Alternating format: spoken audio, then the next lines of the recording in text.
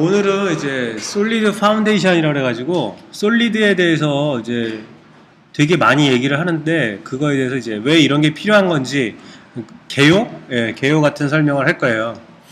근데 이제 클린 코드스에 나오는 거 보면 뭐 여러 가지 규칙들이 있는데 리팩토링, 그 다음에 TDD. 근데 그거만큼 또 중요한 역할을 많은 그 뭐 영역을 차지하고 있는 게 솔리드인 것 같아요.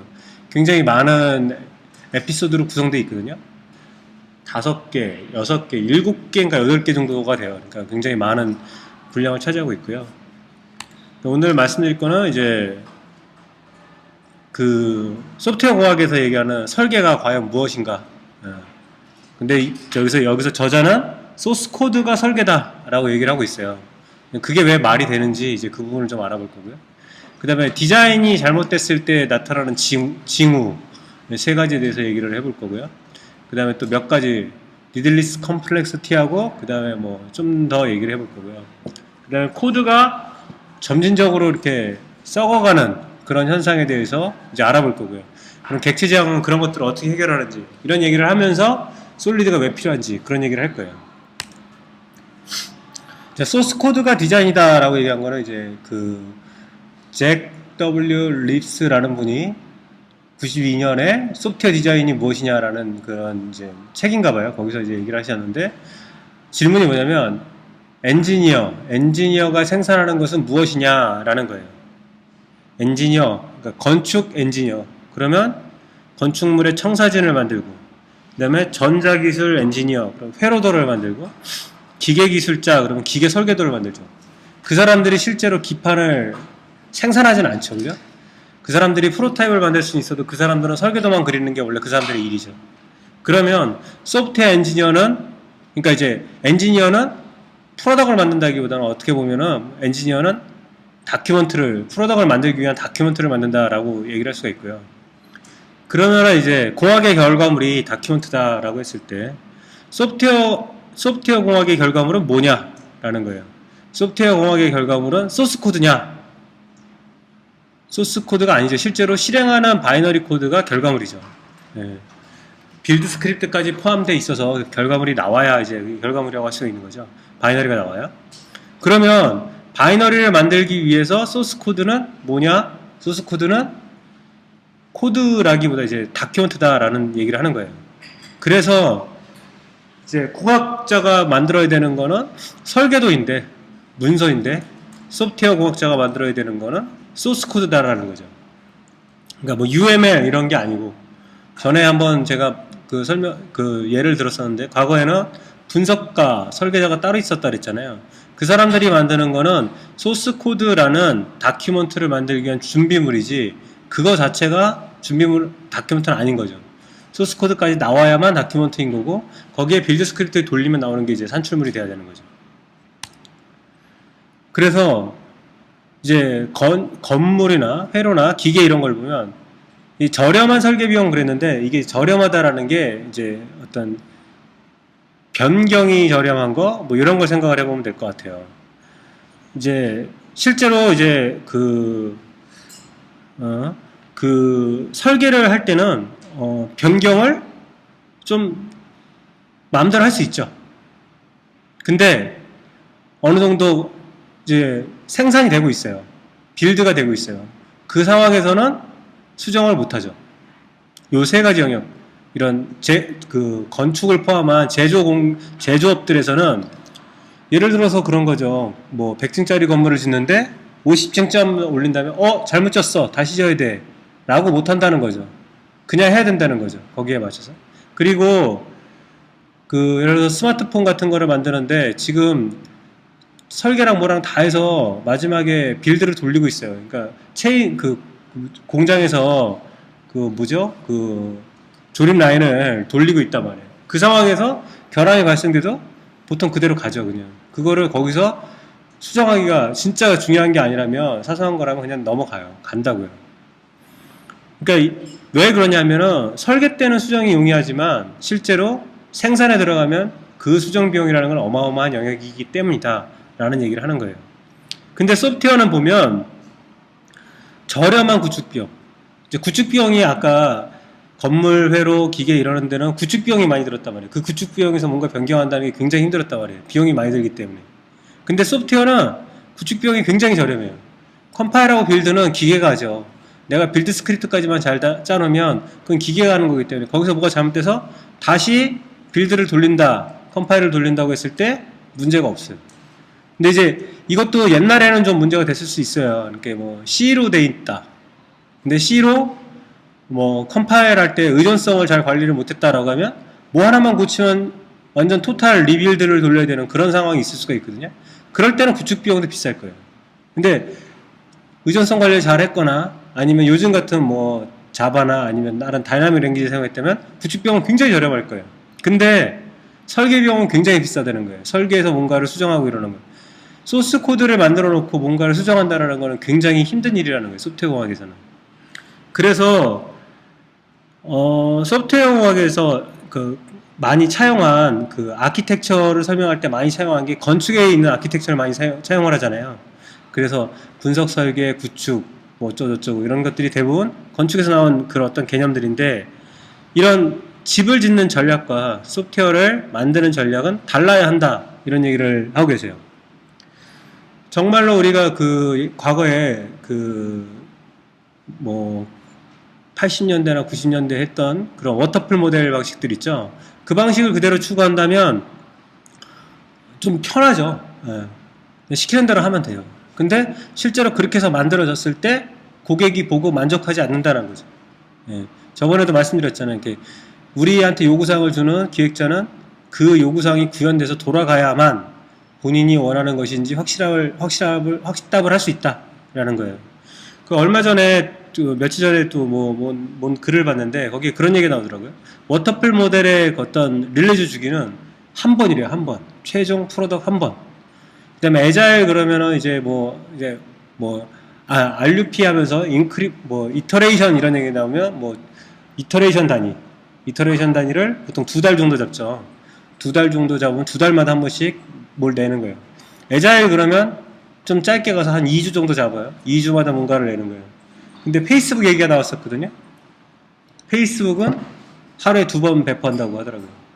하루에 2번 배포하는데 거기 결함을 어떻게 검증하느냐, 사람이 다 할 수 있느냐 그런 얘기를 하는 거예요. QA를 할 수 있느냐. 근데 거기서 이제 페이스북은 이렇게 한다라고 켄트백이 지난주에 트위터에 올린 게 있어요. 한번 읽어보시면 되게 재밌을 거예요. 예. 점점 그렇게 해야만 사용자 요구사항을 맞출 수 있다라는 거예요. 그러니까 과거의 전통적인 건축에 기반한 그런 프로세스로는 요즘의 사용자의 니즈를 만족시킬 수 없다. 이제 그런 얘기를 하는 거고요. 그러면서 이제 그 얘기를 해요. 그러면 그렇게 좋은 비용이 많이 드는 소스 코드 작성을 위해서 좋은 설계를 해야 될 건데 그런 좋은 설계, 그러니까 좋은 설계가 좋은 코딩을 하는 거죠, 그죠? 좋은 코딩을 하는데 그게 잘못된 거라는 거를 느낄 수 있는 징후를 나타내는 3가지가 있다. 리지더티, 프레질러티, 임모빌러티 이렇게 있다라는 거예요. 이런 것들이 보이면 내가 뭘 잘못하고 있구나. 예. 여러분 TDD 작성하다 보면 테스트 작성하기가 너무 어려워요. 예, 그럴 때가 있어요. 그러면 여러분들이 코딩을 잘못하신 거예요. 프로덕션 코드를 잘못했을 때 테스트하기가 어려워요. 일단 테스트하기가 어렵다라는 거는 테스트를 나중에 작성한 거죠. 예. 그런 경우에 무조건 어려워요. 테스트를 먼저 작성해야만 쉬울 수 있어요. 먼저 이제 리지더티 얘기하는데 리지더티는 보면 정의가 시스템의 의존성으로 인해 변경하기 어려워진 것. 그러니까 굉장히 리지드한 거, 그러니까 단단한 거죠. 견고한데 이 의존성이 너무나 강해서 뭔가를 변경하려면은 굉장히 어려운 거예요. 의존성 그런 견고한 의존성들 때문에. 근데 이렇게 리지드하게 하는 요인을 찾아보면 이렇게 그거를 조금 해보고 변경하고 이러려면 빌드나 테스트가 굉장히 잘 돼야 돼요. 근데 이런 게 많은 시간이 소요돼. 예를 들어서 사람이 테스트를 한다거나 빌드를 하는데 빌드가 자동화되어 있지 않다거나 이러면은 이제 자주 못 해보겠죠. 그러다 보면 리지드해진다라는 얘기를 하는 거예요. 그러니까 전체 리빌드를 유발하는 아주 작은 면. 그러니까 의존성 관리를 잘못해가지고 약간의 변경을 해도 돼 모든 것을 다 리빌드를 해야 돼. 그러면 자주 빌드를 못 하겠죠, 그죠? 예, 그럼 또 리지드해지는 거예요. 그러려면 리지드하지 않으려면 테스트랑 리빌드를 짧게 적은 시간 내에 할 수 있어야 돼요. 그러려면 그렇게 해야만 리지더티가 줄어들고 수정이 용이해진다 이런 얘기를 해요. 그러면 어떻게 하면 리지더티를 낮추는 그런 설계를 할 수 있느냐? 그건 앞으로 얘기할 솔리드를 지키면 된다. 이제 그런 얘기예요.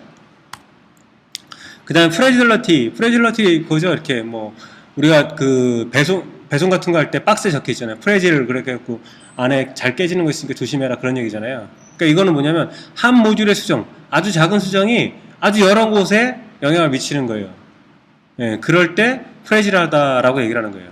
예를 들어서 자동차를 소프트웨어로 제어하는 경우인데 라디오 버튼을 수정하는 모듈을 붙였더니 파워 윈도우에 영향을 미치더라. 말도 안 되는 그런 의존성이 있는 거죠. 예, 이런 경우에 프레질하다라고 얘기를 하고 있어요. 그러니까 해결책은 의존성을 제거하는 거겠죠. 의존성을 최소화 내지는 제거하는 거예요. 의존성 제거하는 거에 대해서는 얘기를 했어요.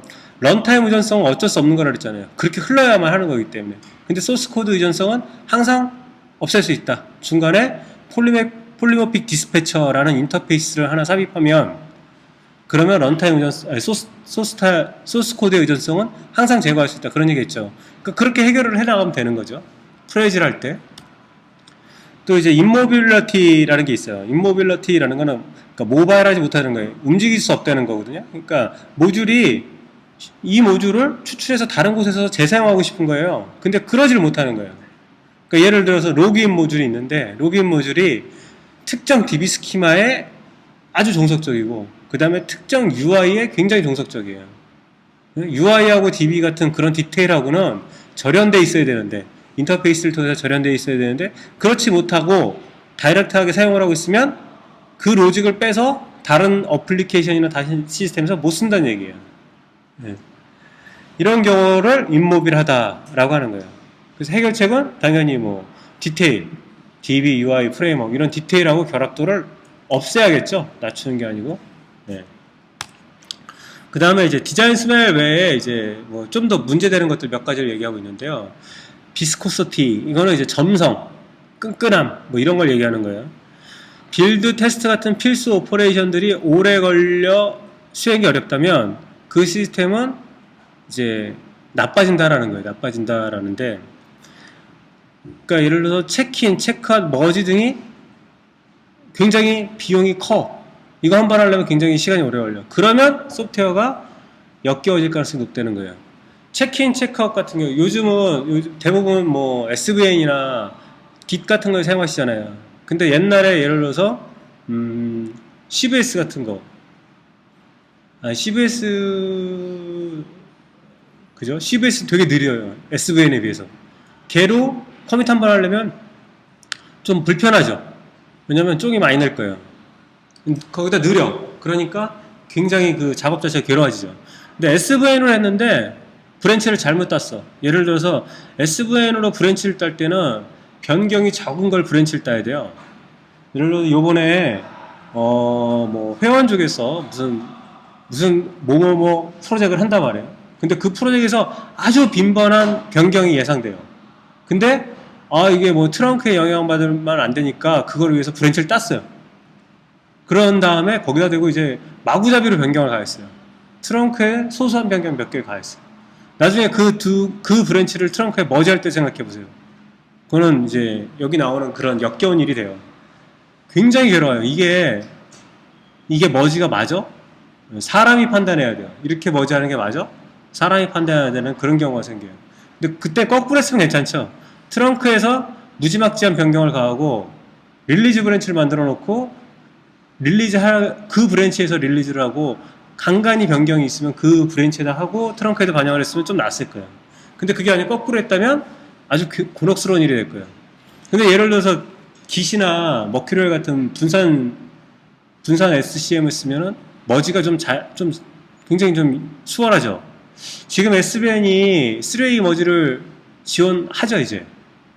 지원한다고 들었는데 얼마 전까지만 해도 3A 머지가 안 됐어요. SVN은 깃은 되고. 그래서 깃은 자동으로 머지되는 게 되게 많고 SVN은 항상 사용자한테 네가 확인해 라고 하는 게 되게 많았었어요. 그런 식이 되면 비용이 크고 그렇게 되면 머지 자주 안 하게 돼요. 자주 안 하면 나중에는 이제 하나님한테 맡겨야죠. 잘했을까? 예, 진짜 이거는 운에 맡기는 거예요. 그런 머지가 되거든요. 그러면 이제 소프트웨어는 당연히 역겨워지죠. 예. 그 다음에 여러 가지 레이어를 걸치는 의존성을 가지고 있는 게 있어요.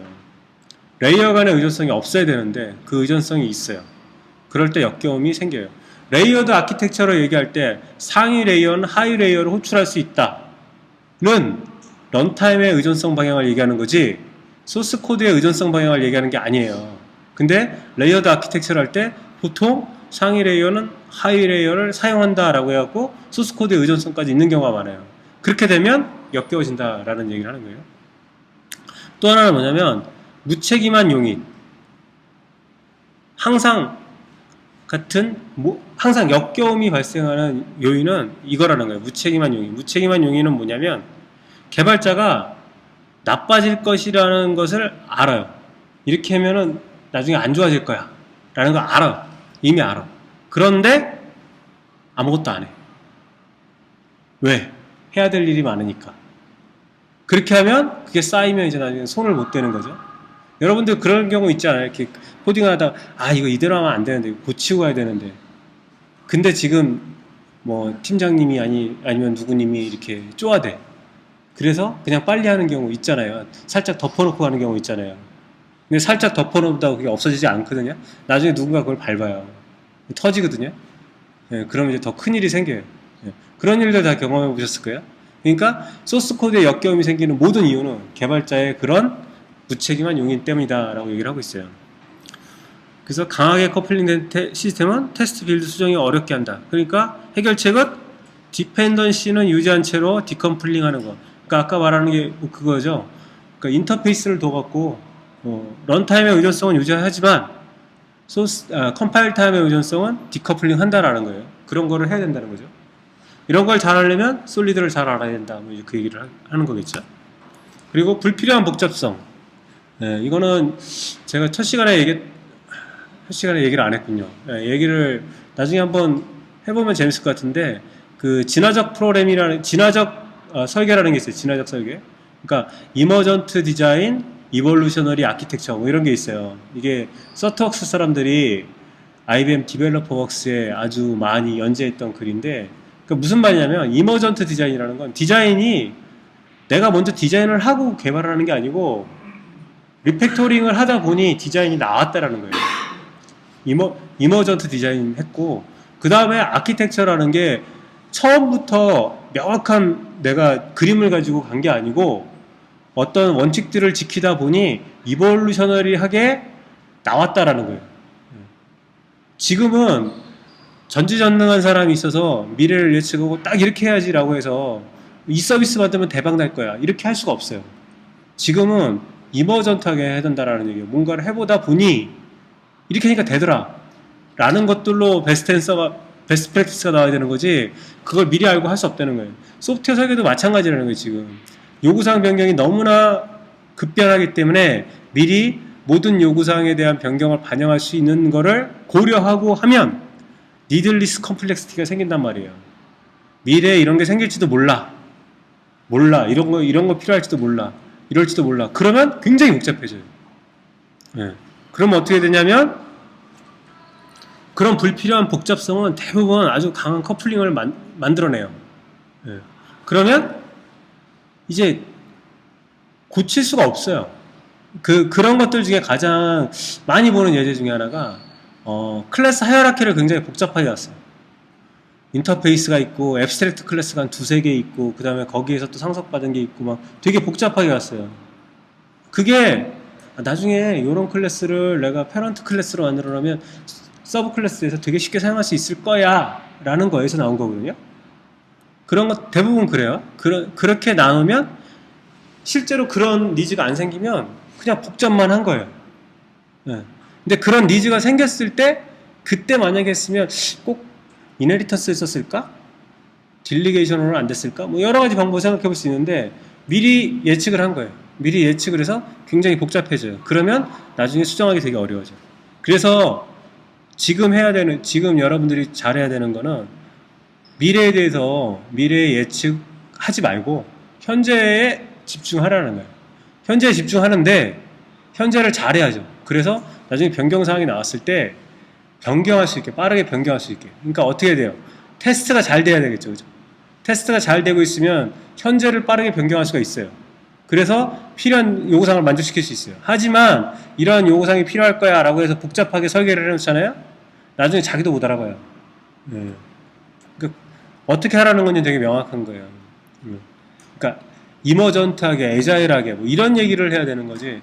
앞으로 무슨 일이 생길 거야 라는 건 명확해. 이거 외에는 절대 안 생길 거야. 그렇게 하려면 나중에 얘기 나오는데 이제 뭐 저번에 한번 나왔던 것 같은데 크리스탈 볼, 그러니까 미래를 예측할 수 있는 마법의 수정을 내가 가지고 있어요. 가지고 계시면 그렇게 하시고 우리는 아무도 그런 걸 가지고 있지 않잖아요. 네, 그러니까 변경사항이 나왔을 때 변경할 수 있게 만드는 게 제일 좋은 거예요. 네, 이런 게 나올 거야 예측하지 마시고. 근데 옛날에는 예측하라고 많이 했었어요. 디자인 패턴 같은 게 변경이 예측되는 부분에 이러한 패턴을 적용을 해서 변경이 될 코드와 변경이 되지 않을 코드를 분리하는 거다. 이게 제일 많은 건데, 근데 그런 패턴도 과도하게 적용하면 복잡해져요. 아주 뻔한 건 적용해야 되겠지만 그렇지 않은 경우에는 테스트만 잘 만들어 놓고 나가는 게 훨씬 더 나을 거다. 네, 그런 얘기고요. 이건 예제예요. 예제인데 이제 흔하게 일어나는 그런 예제인데, 이제 키보드 입력을 받아서 프린터로 출력하는 프로젝트예요. 네, 굉장히 단순한 거죠. 월요일 날 아침에 당신의 보스가 당신을 불러서 어떤 프로젝트가 있다라고 얘기를 해요. 그러면서 얼마나 걸릴 것 같아? 이런 거 하려면 키보드로 입력받아서 프린터로 출력하는 거야. 얼마나 걸려? 그러니까 개발자가 6개월 걸릴 거라고 예상을 하지만 6개월이 하면 혼날 것 같으니까 3주면 된다고 얘기를 한대요. 네. 그런 그 보스는 굉장히 만족스러워하면서 간대요. 그런 다음에 개발자는 일단 다이어그램을 좀 그려본대요. 네, 여기까지 굉장히 좋았죠. 그 다음에 다이어그램은 이제 상위 레벨의 팔러스가 돼요. 네, 상위 레벨의 정식. 디테일이 감춰져 있는 그 좋은 코드가 돼요. 근데 이제 다음 화요일엔 이제 월요일에 그 얘기를 읽고 이제 화요일에 이제 코딩을 하려고 해요. 근데 몇 줄 짜고 이제 컴파일 하려고 하는데 뭐 일이 생겨요. 뭘 해달라. 뭐 흔히 발생하잖아요. 그죠? 메신저가 딸랑거리고 메일이 오고 전화가 오고 그런단 말이에요. 그래서 이제 화요일은 제꼈어요. 그러고 수요일에 뭘 하려고 하니까 또 뭐 버그가 생겼고 뭐 어쩌다 보니까 하루가 갔어요. 목요일에 드디어 테스트를 하고 처음으로 실행을 했어요. 그 다음에 이제 테스트에서 나온 버그를 잡아야 되는데 하루 종일 또 회의를 해야 된대요. 금요일 날은 회의도 없고 버그도 없고 어떤 방해도 없어요.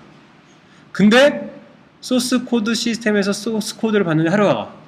무슨 말이냐면 그 코드를 여러 사람하고 같이 하는데 그 사람들 걸 받아서 내 거에 머지하고 컴파일되고 내 코드가 돌아가게 하려니까 하루가 가는 거예요. 네. 아직 2주가 있는데 보스는 이제 더 빨리 끝내라고 하겠죠. 네. 3주라고 했는데 3주를 잘 안 기다려 주실 거고, 그 와중에 또 나 2주 동안 3주 동안 2일만 할 거라고 생각을 했는데 실제로 나는 2일보단 다른 일을 더 많이 해서 3주 가지고 안 되는 그런 상황이 된 거죠. 그런 경우가 많이 생기고, 그 다음에 이제 여기서 새로운 요구사항이 나와요. 늘 그렇듯이 이제 두 가지 입력 도구를 처리하라 해요. 키보드랑 종이 테이프. 여기서는 지금 그냥 여기서는 리드 키보드만 있었죠. 근데 여기는 리드 키보드를 하거나 리드 이제 종이 테이프, 그 펀치 카드 뭐 그런 거죠. 펀치 카드 리더 뭐 이런 거겠죠. 이런 거를 하거나 해야 돼요. 이걸 어떻게 할까 고민하다가 그냥 플래그를 글로벌 플래그를 하나 줘가지고 이걸 트루 폴스로 줘가지고 어떨 때는 종이 테이프 리더에서 읽고 어떨 때는 키보드 리더에서 읽으면 되겠다라고 해요. 쉽죠, 이렇게 하면. 예, 이렇게 하면 쉬워요. 이게 제일 쉽죠. 있는 코드에 조금만 변경하면 되니까. 예. 자, 그랬는데 그 다음에는 출력도 두 군데로 하라 그래요. 여기는 지금 입력만 두 군데였는데 여기는 출력도 두 군데가 됐어요. 뭐 어때? 또 한번 플래그 쓰면 되지? 라고 해서 플래그를 쓰고 이렇게 펑션을 두 개를 뒀어요. 예. 그리고 이제 다 했어요. 이제 다 잘 돌아요. 근데 시간이 흐르니까 점점 더 입출력 잠시가 많아져요. 그리고 그 코드는 아까 3줄 4줄밖에 안 되던 게 점점 커지고 점점 더러워지고 점점 변경 분석이 어려워지고 가독성하고 유연성은 없어져요.